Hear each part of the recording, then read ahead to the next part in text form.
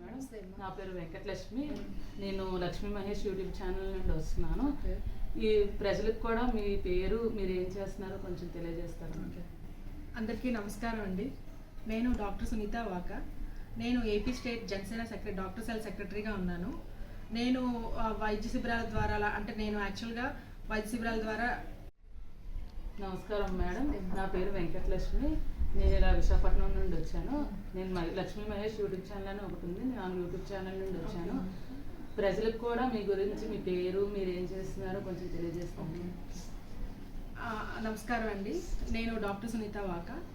నేను AP state జనసేనలో doctor cell సెక్రటరీగా ఉన్నానండి. నేను 2007లో నేను మెడికల్ ఆఫీసర్గా జాయిన్ అయ్యానండి నెల్లిమర్లలో.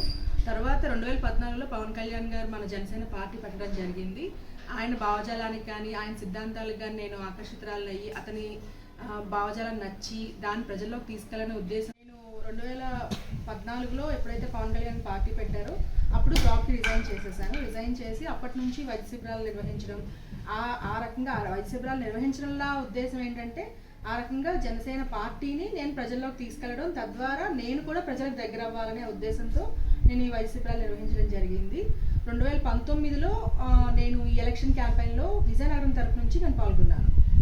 దానికి ఆ సేవలకు గుర్తించి నాకు 2021లో నాకు డాక్టర్ సెల్ సెక్రటరీగా నాకు పోస్టింగ్ ఇచ్చారు.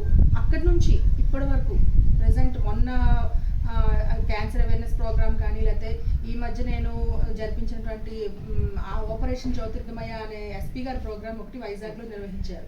ఆ ప్రోగ్రాంలో కూడా నేను ఒక మెడికల్ క్యాంప్ అంటే జీవీఎంసీ వాళ్ళ తాలూకా నిరాశ్రయులకి వైద్య శిబిరం, తర్వాత భోజన సదుపాయం కల్పించడం, నెక్స్ట్ క్యాన్సర్ అవేర్నెస్ ప్రోగ్రాంలో మెడికల్ క్యాంప్స్ నిర్వహించడం కానీ, ఇంకా మెగా మెడికల్ క్యాంప్స్ కానీ, బ్లడ్ క్యాంప్ డ్రైవ్స్ కానీ చాలా నిర్వహించాము.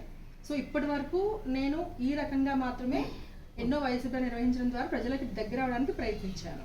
ఓకే, అంటే మీరు తెలంగాణ కోసం కొంచెం చెప్తానన్నారు కదా, దాని మీద మీ ఒపీనియన్ ఏంటి మేడం? ఓకే, మీరు అదే పవన్ కళ్యాణ్ గారి గురించి